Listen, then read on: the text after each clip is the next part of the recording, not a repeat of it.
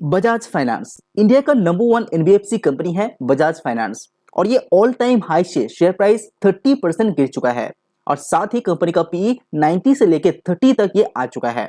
तो सवाल ये है कि अभी बजाज फाइनेंस के अंदर पैसा लगाना सही समय है और क्या और शेयर प्राइस के अंदर करेक्शन आपको देखने को मिल सकता है। तो चलिए जानते हैं वो 5 कारण जिसके चलते बजाज फाइनेंस का शेयर प्राइस इतना नीचे गिर चुका है। तो चलिए एक एक करके जानते हैं वो 5 रीजन। तो सबसे पहले मैं बता दूं कि बजाज फाइनेंस का जो पेरेंट कंपनी है यानी कि बजाज फिनसर्व, जिसके पास 52.5% का हिस्सा है बजाज फाइनेंस का।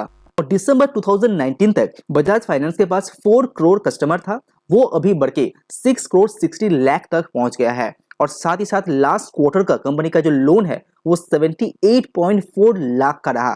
सो टोटल 78.4 लाख का लोन यहाँ पे दिया है। और कंपनी का एसेट अंडर मैनेजमेंट लगातार ग्रो हो रहा है जो 2,30,000 करोड़ का आसपास अभी हिसाब से है। और कंपनी के पास रिपीट लोन का जो पॉसिबिलिटी है वो है 58% के आसपास। तो बजाज फाइनेंस का शेयर प्राइस इतना नीचे गिरने का जो सबसे पहला कारण है वो है मैनेजमेंट की कमेंट्री। रिसेंटली आप लोगों ने देखे होंगे कि मैनेजमेंट के द्वारा इंफॉर्मेशन दिया गया है कि आगे आने वाले दिनों में जो कंपनी का एयूएम है यानी कि जो एसेट अंडर मैनेजमेंट है वो 25 से लेकर 27% सीएजीआर यहाँ से ग्रो करेगा। लेकिन रिसेंटली कंपनी का जो डिलीवरी है वो 27% का ही रहा। प्रॉब्लम कहाँ हुआ है? प्रॉब्लम आया है डिलीवरी जो पहले कंपनी करता था। पहले भी प्रोजेक्शन कंपनी का 25 से लेकर 27% का था, लेकिन कंपनी जो डिलीवर करता था वो 35 से लेकर 40% तक था। इसीलिए कंपनी को यहाँ पे प्रीमियम वैल्यूएशन दिया जाता था जो 90 के आसपास पीई आपको देखने को मिलेगा। तो अभी जो कंपनी डिलीवरी दे रहा है वो 27% के आसपास है, तो ओवर एस्टिमेट यहाँ पे नहीं कर पा रहा है। इसीलिए मार्केट ने इसको पीटा है और इसका जो शेयर प्राइस है वो 30% नीचे है। और साथ ही साथ कंपनी का जो पीई है वो 30 के आसपास आपको देखने को मिलेगा। उसके बाद जो दूसरा रीजन है जिसके चलते बजाज फाइनेंस का शेयर प्राइस नीचे गिर रहा है वो है लोन बुक ग्रोथ। तो लोन बुक ग्रोथ कंपनी का तो अच्छा हो रहा है, लेकिन प्रॉब्लम कहां हो रहा है? प्रॉब्लम है, देखिए दिसंबर 2019 में जहां पे कंपनी के पास टोटल कस्टमर कितना था, 4 करोड़ के आसपास। और टोटल लोन कंपनी कितना बांटा था, 77 लाख टोटल लोन कंपनी ने बांटा था। अगर दिसंबर 22 की बात करते हैं, कंपनी का कस्टमर इंक्रीज होकर कितना हो गया है, 6.6 करोड़। सो 4 करोड़ से 6.6 करोड़ तक पहुंच गया है। लेकिन जो कंपनी ने लोन बांटा है वो 78 लाख देखने को मिल रहा है। कंपनी का कस्टमर यहाँ पे अच्छी तरह से ग्रो हुआ है, लेकिन कंपनी के जो ओवरऑल लोन है वहां पे उतना ज्यादा ग्रोथ देखने को नहीं मिला। तो ये जो ग्रोथ है कस्टमर के हिसाब से लोन ग्रोथ उतना ज्यादा नहीं हो रहा है, जिसके कारण शेयर प्राइस के अंदर फॉल आप लोगों ने देखे होंगे और मार्केट को ये बात पसंद नहीं आ रहा है। उसके बाद यहाँ पे जो तीसरा कारण है जिसके चलते शेयर प्राइस यहाँ पे फॉल हो रहा है वो है cost of borrowings.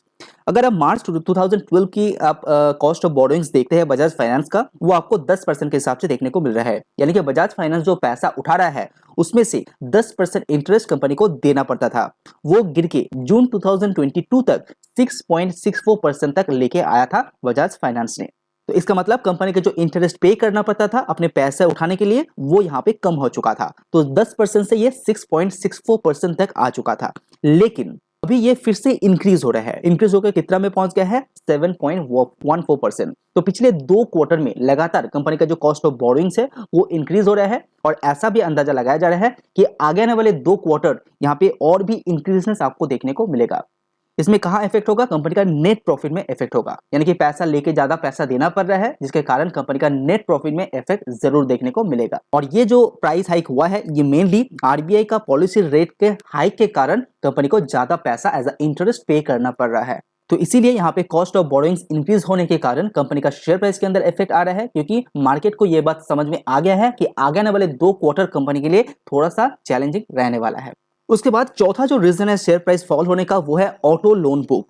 Bajaj finance का ऑटो लोन बुक देखेंगे तो क्वार्टर टू क्वार्टर 16% का ग्रोथ आया है ऑटो लोन बुक के अंदर। तो ये तो अच्छी बात है, लेकिन प्रॉब्लम आया है एनपीए के अंदर। अगर आप कंपनी का जो ऑटो लोन बुक है वहां का जो ग्रॉस एनपीए है उसके ऊपर नजर डालते हैं वो सबसे ज्यादा है। जहां पे दिसंबर 2019 में कंपनी का जो ग्रॉस एनपीए था वो 5.68% का था।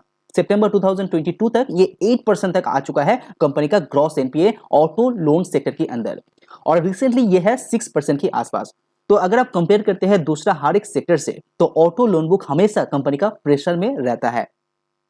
लेकिन कंपनी का जो ग्रोथ जो 16% का क्वार्टर टू क्वार्टर ग्रोथ आया है ऑटो लोन बुक के अंदर, तो ऐसा अंदाजा लगा सकते हैं उसमें से 5 to 6% एनपीए यहाँ पे क्रिएट होने वाला है। तो इसीलिए ये भी एक कंसर्न है शेयर प्राइस फॉल होने का। मार्केट को ये बात कतई पसंद नहीं आएगा कि कंपनी का जो ग्रॉस एनपीए है यहाँ पे इंक्रीज हो जाता है, तो मार्केट को ये बात पसंद नहीं आता है। लेकिन इसमें अच्छा बात यह है कि कंपनी का जो ओवरऑल रेवेन्यू के अंदर कंट्रीब्यूशन है वो ऑटो लोन के सेक्टर बहुत ही कम है, तो इसमें उतना ज्यादा इफेक्ट कंपनी को नहीं देगा। उसके बाद और एक जो कारण है जो कंपनी के साथ डायरेक्टली लिंक नहीं है लेकिन इनडायरेक्टली कंपनी के लिए एक प्रॉब्लम क्रिएट हो सकता है लॉन्ग टर्म के अनुसार, वो है मार्केट के अंदर कंपटीशन। ऐसा कोई सेगमेंट या सेक्टर नहीं है जहां पे कंपटीशन नहीं है। एनबीएफसी जो सेक्टर है वहां पे भी फ्यूचर में कंपटीशन बहुत ज्यादा बढ़ सकता है, ऐसा मार्केट को लग रहा है। रिसेंटली आप लोगों ने देखे होंगे बहुत सारा नया कंपनीज एनबीएफसी सेक्टर के अंदर मूव होने की कोशिश कर रहे हैं। ऐसा तो बजाज फाइनेंस भी बैंक की तरफ मूव होने का कोशिश यहाँ पे कर रहा है, और बजाज फाइनेंस पिछले कई सालों से 30% का सीएजीआर ग्रोथ यहाँ पे लेके चल रहा है। लेकिन आगे आने वाले सालों में इसको मेंटेन रखना बहुत ज्यादा डिफिकल्ट होने वाला है बजाज फाइनेंस के लिए, क्योंकि मार्केट के अंदर कंपटीशन यहाँ पे बढ़ेगा तो कंपनी का मार्जिन के अंदर प्रेशर झेलना पड़ेगा, और मार्जिन के अंदर प्रेशर कंपनी को झेलना पड़ेगा तो नेट प्रॉफिट के अंदर यहाँ पे प्रॉब्लम क्रिएट हो सकता है। तो इसीलिए मार्केट के अंदर कंपटीशन को भी आपको अवॉइड नहीं करना चाहिए। अगर कोई दूसरा कंपटीटर यहाँ पे खड़ा हो जाता है तो जो मेजर प्लेयर है उसको भी यहाँ पे थोड़ा बहुत तो प्रॉब्लम होता ही होता है। तो ये रहा मेनली 5 कारण जिसके चलते बजाज फाइनेंस का शेयर प्राइस के अंदर इतना ज्यादा फॉल आप लोगों ने देखे होंगे। लेकिन इसी के साथ में और एक बात भी बता दूं कि बजाज फाइनेंस ऐसा फॉल पहले भी बहुत बार हो चुके हैं, जैसे 2016, 2018, 2019, 2021, इवन 22 में भी ऐसा ही फॉल पहले भी बजाज फाइनेंस ने देख चुके हैं और उससे ओवरकम भी कंपनी ने कर चुके हैं। तो अभी आपको समझना है कि मार्केट के अंदर अभी जो रिसेंट प्रॉब्लम है वो लॉन्ग टर्म के लिए सस्टेन रहेगा या फिर से बजाज फाइनेंस इसको ओवरकम कर सकेगा। तो इसी कुछ पॉइंट को आप एनालाइज कीजिए, उसके बाद खुद का डिसीजन आप खुद लीजिए। अगर वीडियो को पसंद आए तो लाइक जरूर कीजिए। आज वीडियो में इतना ही। सी यू ऑन नेक्स्ट वीडियो।